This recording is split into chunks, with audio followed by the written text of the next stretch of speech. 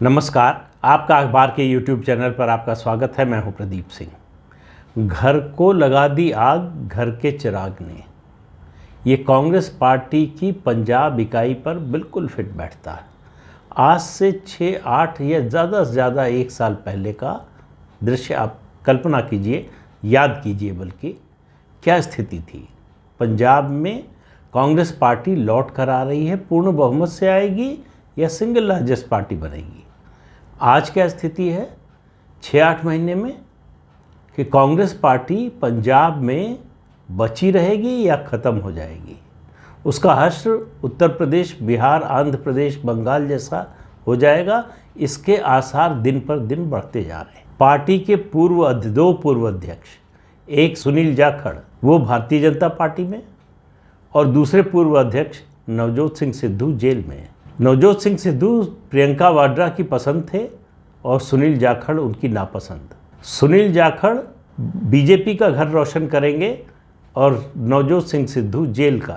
तो इससे आप अंदाज़ लगा लीजिए कि इस परिवार के लोगों में राजनीति की समझ कितनी है। राहुल गांधी ने जिस काम में 18 साल लगाए, प्रियंका गांधी वो काम 8 साल भी नहीं लगाएंगी, वो काम कांग्रेस का कर देंगी, यानी काम तमाम कर देंगी।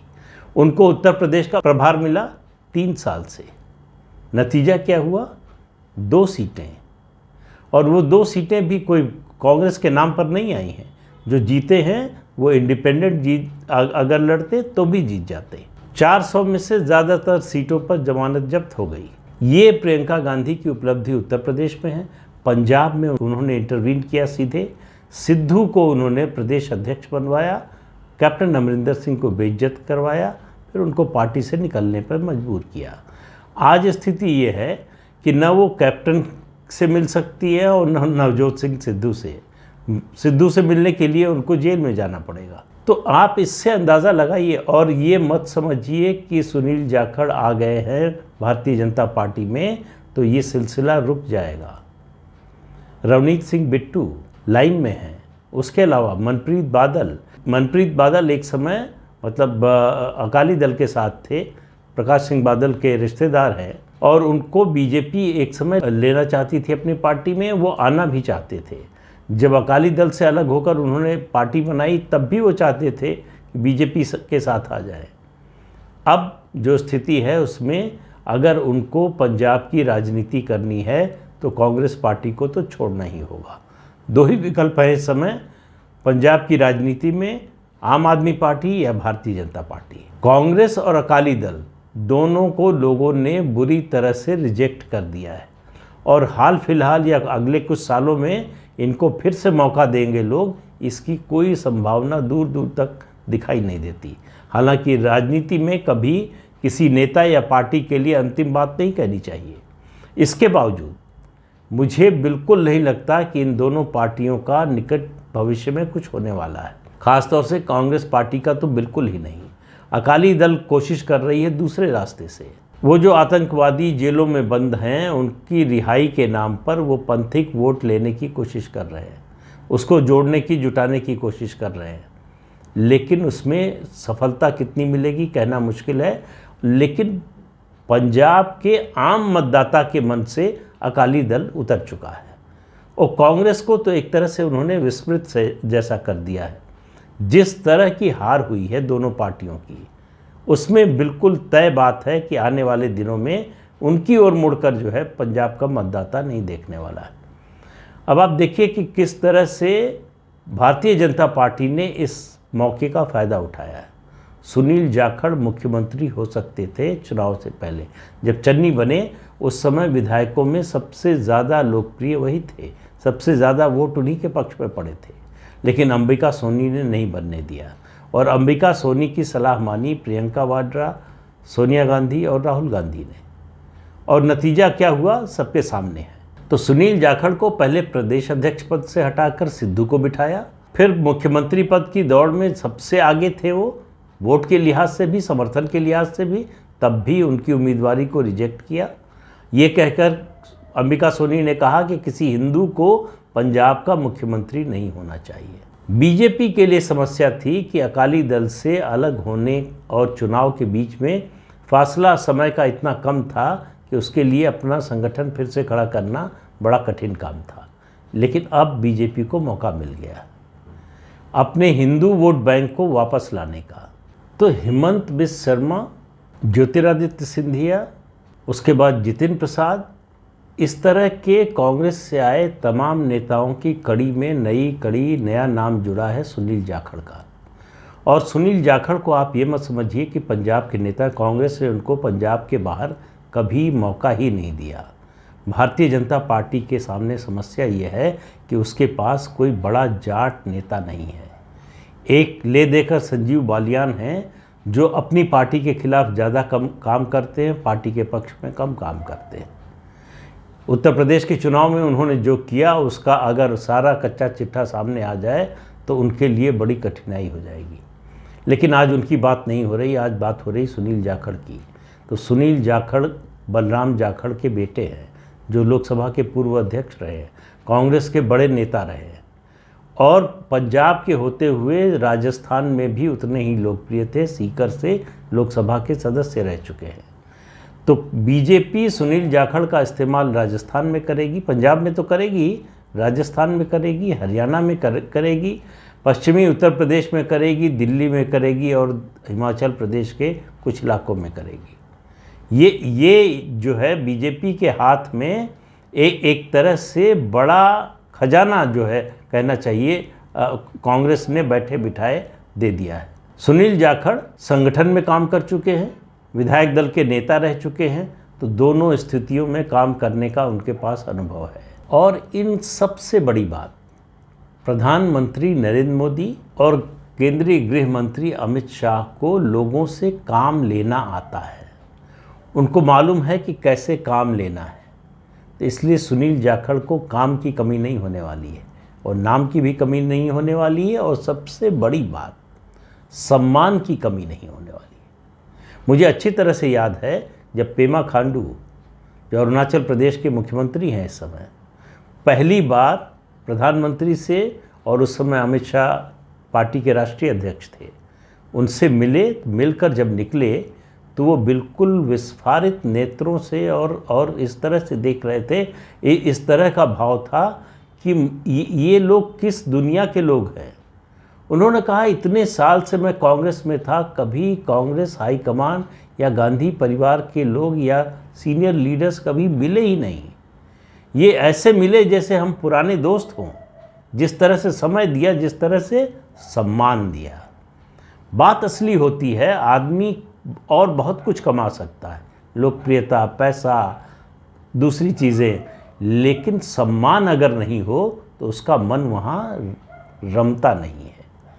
बीजेपी ने जिन लोगों को भी ले आई है, जो सम्मान दिया है, उसकी वजह से आपको दिखाई देगा कि जिनको कांग्रेस लायबिलिटी मानती थी वो बीजेपी में आकर असेट हो गए। जो लोग कहते हैं ना कि बीजेपी वॉशिंग मशीन है, वहाँ जाकर लोग धुल जाते हैं, धुल नहीं जाते हैं, यहाँ आकर लोग रम जाते हैं। क्योंकि जो सम्मान और जो अधिकार और जो पद मिलता है, जो जिम्मेदारी मिलती है, वो इस आधार पर नहीं मिलती कि हमारे वफादार रहोगे, हमारी निजी वफादारी होगी तब तुम्हें ये मिलेगा, वरना नहीं मिलेगा। एक ही क्राइटेरिया है कि आप पार्टी के लिए कितने उपयोगी हैं। अगर उपयोगी हैं तो आपको सब कुछ मिलेगा, नहीं है तो आपको हाशिए पर रहना पड़ेगा। तो सुनील जाखड़ के आने से पंजाब की राजनीति में, खासतौर से बीजेपी की पंजाब की राजनीति में एक बड़ा बदलाव आएगा।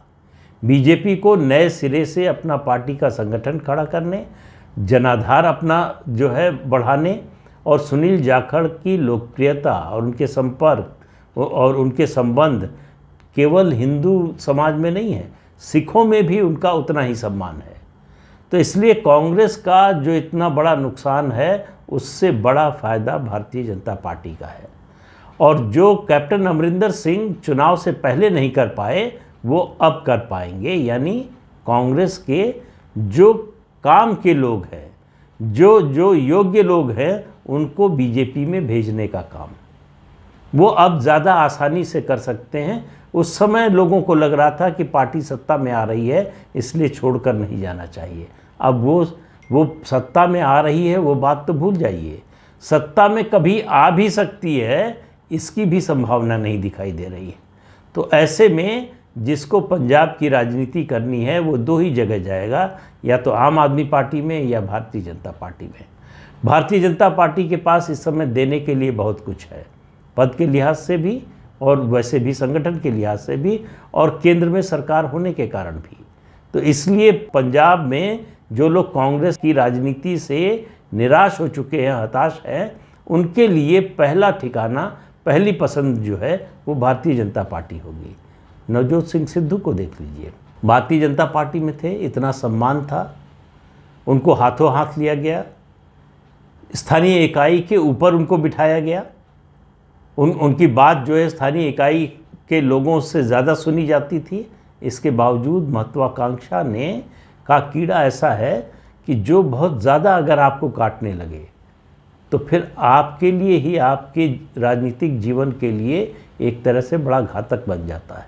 वही हुआ सिद्धू के साथ। महत्वाकांक्षा में इतने अंधे हो गए कि उनको दिखाई नहीं दिया कि कहाँ फ़ायदा है, कहाँ नुकसान। उनको राज्यसभा में भेजा जा रहा था, ठुकरा कर चले गए कांग्रेस में, मंत्री बने राज्य में, उसके बाद निकाल दिए गए। लंबे समय तक लड़ाई लड़ते रहे कैप्टन अमरिंदर सिंह से, आखिर में प्रियंका वाड्रा ने उनको प्रदेश अध्यक्ष बनवाया और वहीं से कांग्रेस के डूबने का सिलसिला शुरू हो गया। अभी और जगह भी इस तरह की चीज़ें हो रही है। हार्दिक पटेल अभी आए नहीं हैं, लेकिन किसी भी दिन जो है बीजेपी में आ सकते हैं। लेकिन वो जो कांग्रेस के बारे में बोल रहे हैं, उसके बाद कांग्रेस में कौन जाना चाहेगा गुजरात में, और जो लोग हैं वो कितने दिन रहना चाहेंगे। 2 दिन पहले हरियाणा में कुलदीप बिश्नोई मुख्यमंत्री मनोहर लाल खट्टर से मिले। पार्टी में असंतुष्ट हैं वो, और उनको समझ में आ रहा है कि अब आगे की राजनीति अगर करनी है तो बीजेपी के साथ फिर से जुड़ना पड़ेगा। उनको जोड़ा था स्वर्गीय सुषमा स्वराज ने। सुषमा स्वराज ही उनको बीजेपी के करीब लाई थी, बीजेपी के साथ लाई थी। बाद में वो छोड़कर चले गए, कांग्रेस में गए, और अब कांग्रेस में जाकर पछता रहे हैं। तो किस दिन वो भाजपा में आने की घोषणा कर देंगे कुछ मालूम नहीं है। लेकिन इस सब से कोई फ़र्क नहीं पड़ता परिवार के लोगों को। राहुल गांधी लंदन में बता रहे हैं कि अगले 25 साल में भारत में क्या होगा, कैसा होगा भारत। उनको पता नहीं कि उनकी पार्टी में अगले 25 दिन में क्या होने वाला है। इससे आप अंदाज़ा लगा लीजिए कि कांग्रेस पार्टी की हालत क्या है। और उसका जिन लोगों को ये गलतफहमी है कि कांग्रेस रिवाइव हो सकती है, कांग्रेस फिर से खड़ी हो सकती है, चिंतन बैठक से बहुत बड़ा परिवर्तन आने वाला है, फिर कह रहा हूँ कुछ नहीं होने वाला है। जो आज स्थिति है आप देखते रहिए, आज से 3 महीने, 6 महीने, 9 महीने, साल भर बाद आपको इससे और बुरी स्थिति मिलेगी। 2024 का लोकसभा चुनाव आएगा तो उसके नतीजे आएंगे तो देखिएगा पहले से भी बुरी स्थिति में कांग्रेस होगी। तो कांग्रेस के लुढ़कने का जो है, गिरने का सिलसिला, वो रुकने वाला नहीं है, कुछ भी हो जाए, क्योंकि वहाँ कोई रोकने वाला नहीं है और किसी में एक क्षमता नहीं है रोकने की, और किसी में इच्छा शक्ति भी नहीं है। इसलिए कांग्रेस का ये हाल है। तो आज के अंक में इतना ही। अगले अंक में फिर मिलेंगे किसी नए मुद्दे के साथ। तब तक के लिए इजाज़त दीजिए। आपसे अनुरोध है कि ये चैनल देखिए, शेयर कीजिए, लाइक कीजिए और सब्सक्राइब ज़रूर कीजिए। नमस्कार।